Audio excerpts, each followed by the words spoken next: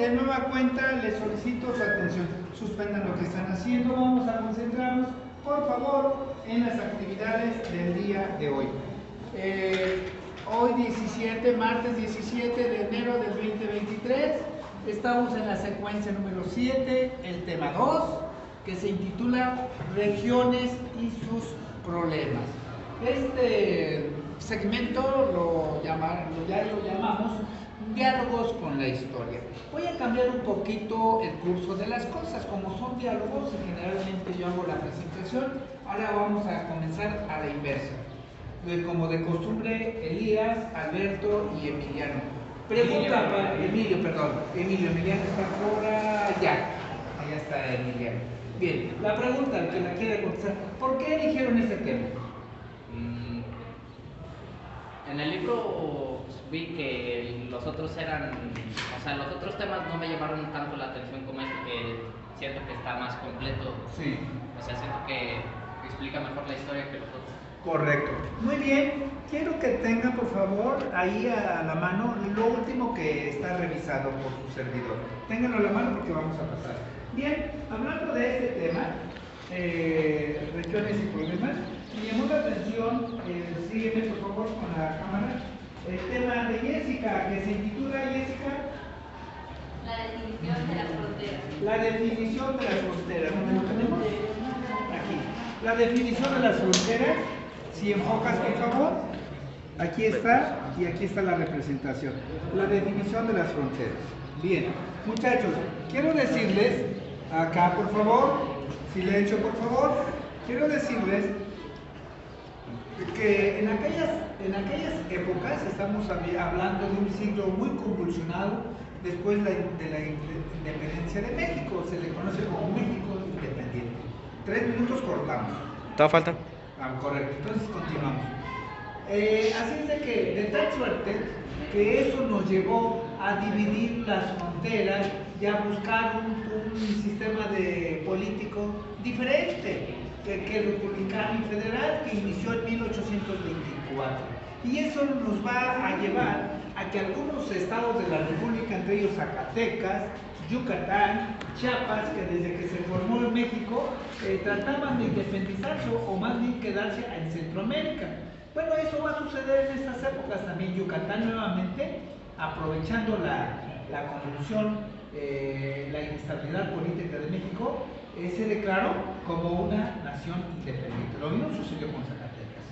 Y bueno, y Zacatecas tiene otra característica. Continuando pues con la inestabilidad política de México de aquellos tiempos, hablamos de los 40, 50, y todo lo que incluye hasta el porfiriato fue de una gran inestabilidad.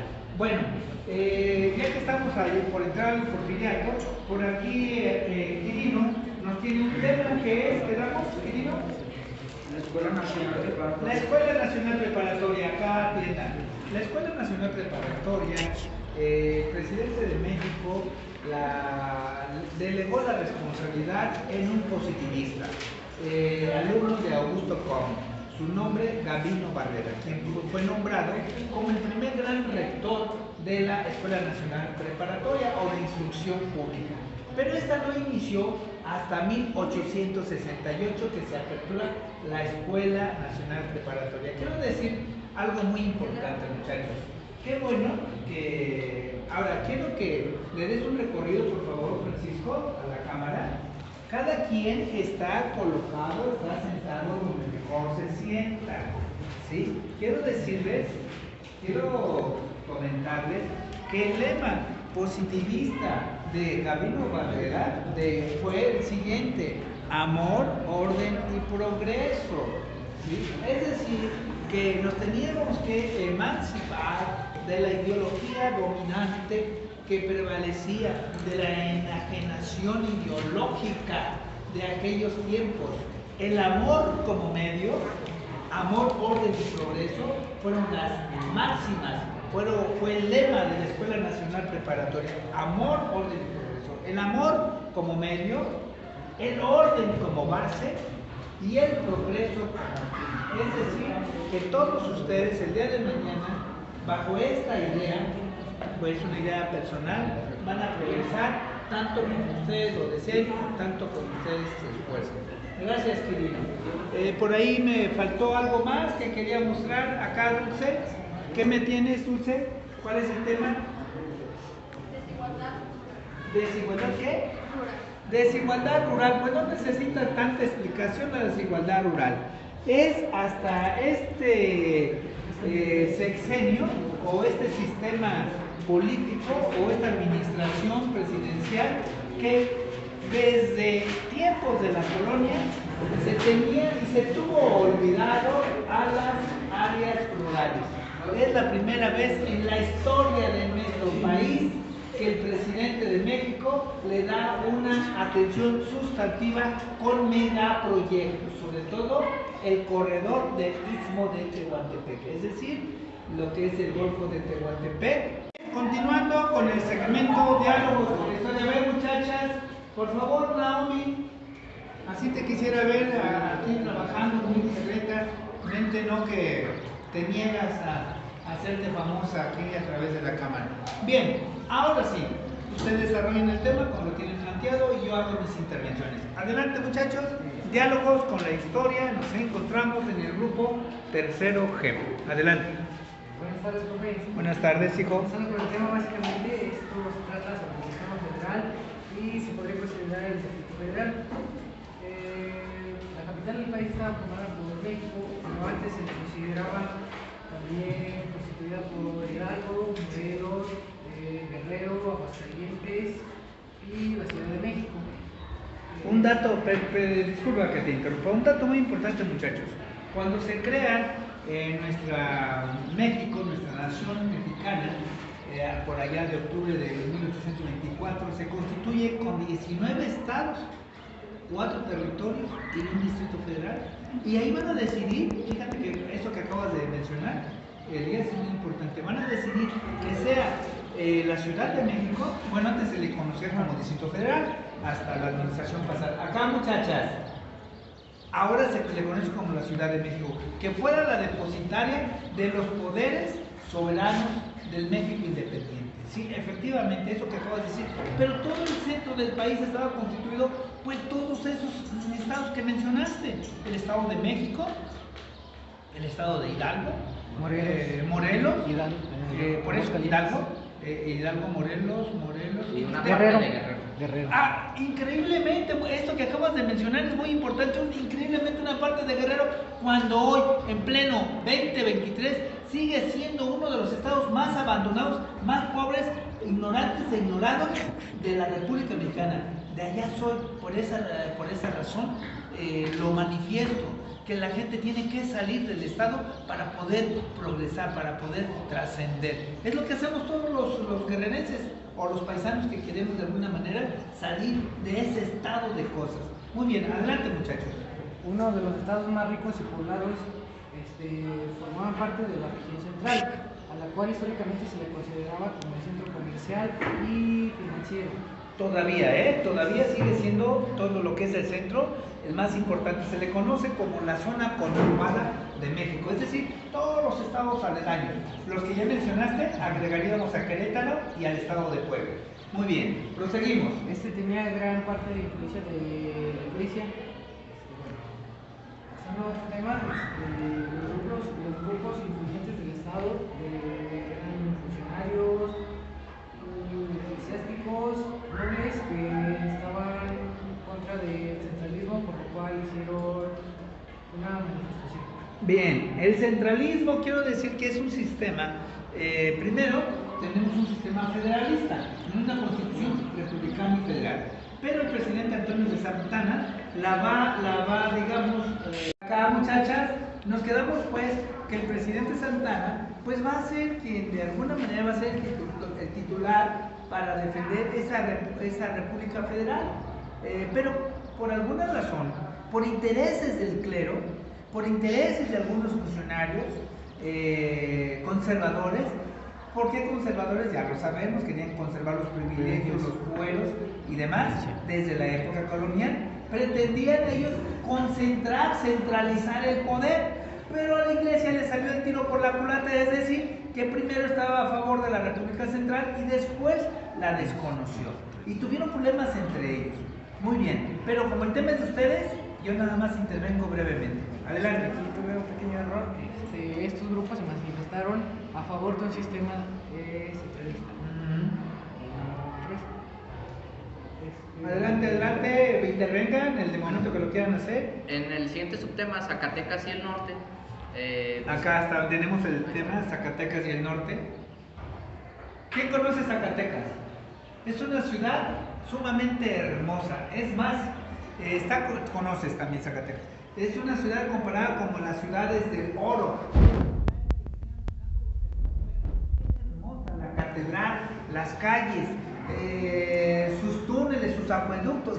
Son sumamente impresionantes, muchachos, lo que la ciudad de Zacatecas. Por lo mismo, de difícil acceso para los que desconocían. De ahí la revolución precisamente no se realizó la toma de Zacatecas, y en Zacatecas sobrevivieron las fuerzas federales de Victoriano Huerta, y ahí es donde se consuma la Revolución Mexicana, a propósito, en el Cerro de la Bufa, porque tenía es una montaña y después un inmenso valle, y por esa razón nunca pudieron tomar a Zacatecas. Bueno, ese es en cuanto al tema de la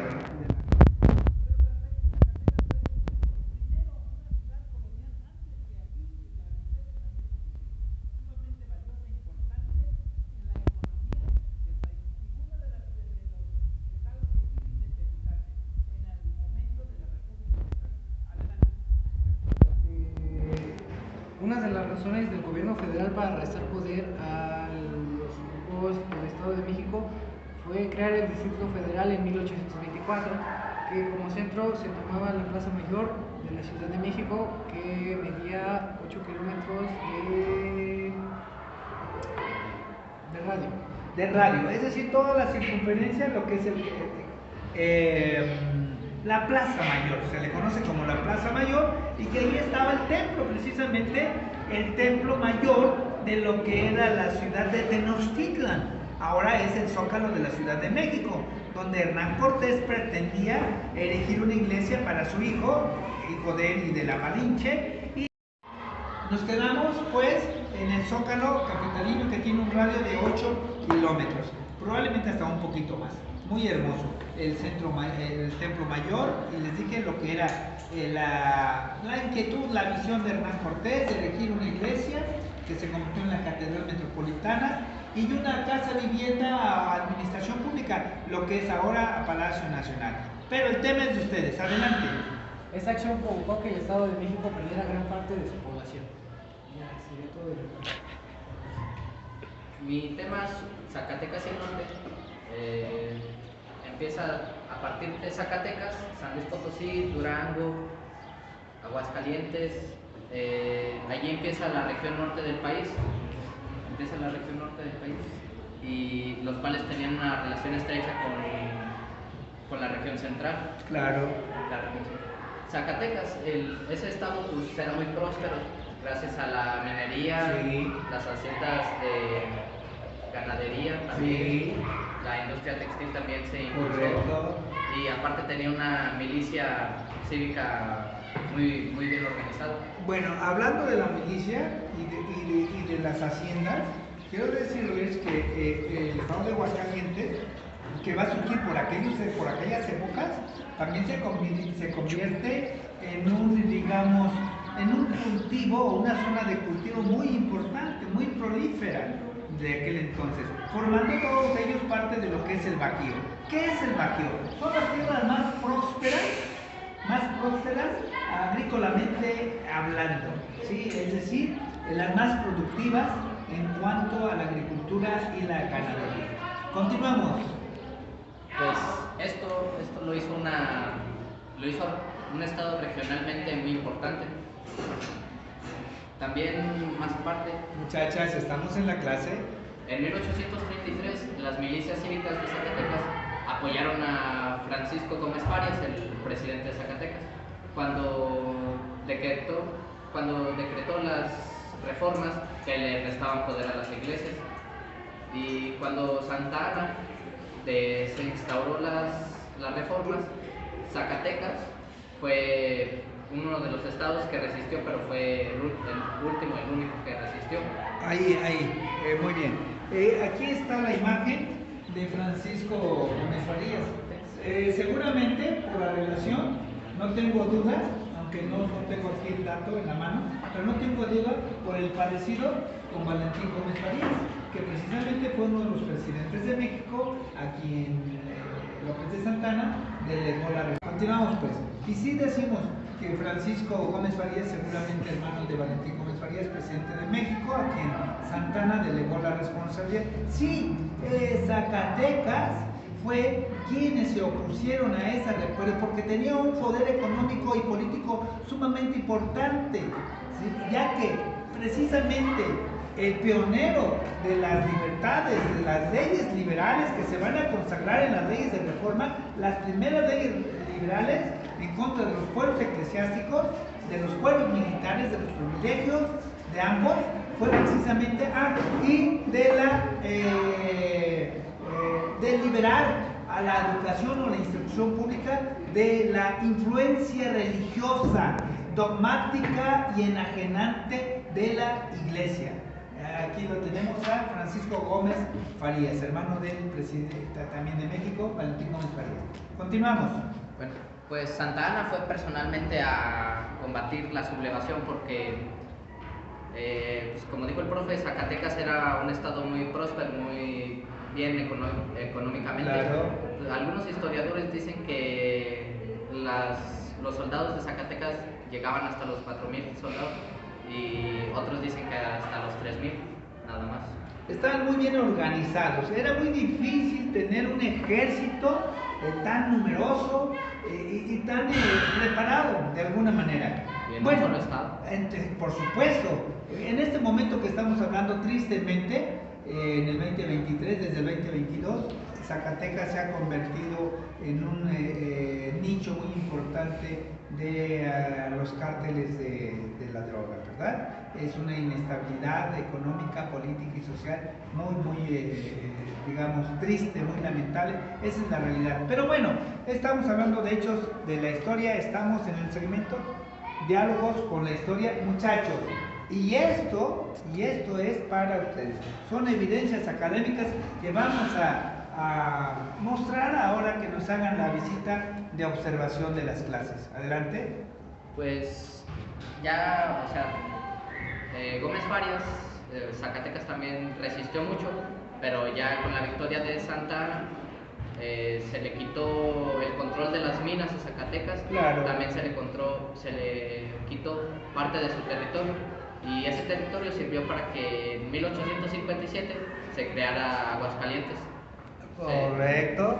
Dije que por estas fechas se va a crear Aguascalientes, quitándole una gran parte del territorio de Zacatecas. Hoy Yucatán es otra ciudad, por eso es muy quisquillosa de las políticas de los gobiernos republicanos o de los gobiernos centrales, porque ellos creo que prácticamente han estado olvidados desde siempre. Adelante. Bueno, también para adelantar el tema de lo que se acabó en la clase, Sí.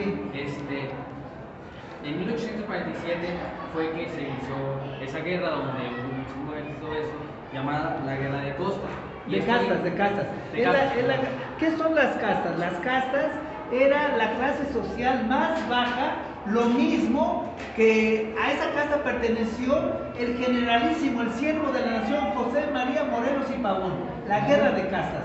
Prosigue. Y esto hizo que los indígenas pues gobernaran toda la península. Claro, lo más bajo socialmente de la sociedad ahora va a provocar un cambio, una transformación para que los poderes de esa región quedaran precisamente en manos de esos guerrilleros, las castas que son los indígenas de todo nuestro país. Para concluir, Emilio. Pues ya sería todo. Bueno, adelante, Alberto. Pues, o sea, ahí dice la península de Yucatán y el sureste, pues del sureste solo podemos decir que era una zona del país muy abandonada. Sí. Muy abandonada, y algunos estados querían independizarse. Por Y supuesto. Yucatán lo logró en 1840. Zacatecas también pretendió lo mismo, en aquella república centralista, y es cuando tenemos los sucesos también de la separación de Texas respecto de México, y eso provocaría después, cuando se indexa a la Unión Americana, provocaría lo que conocemos como la guerra o la intervención norteamericana, con la consabida pérdida de más de la mitad del territorio nacional, con los tratados de Guadalupe Hidalgo por allá de abril de 1848. Nos despedimos, gracias y hasta la próxima. Gracias.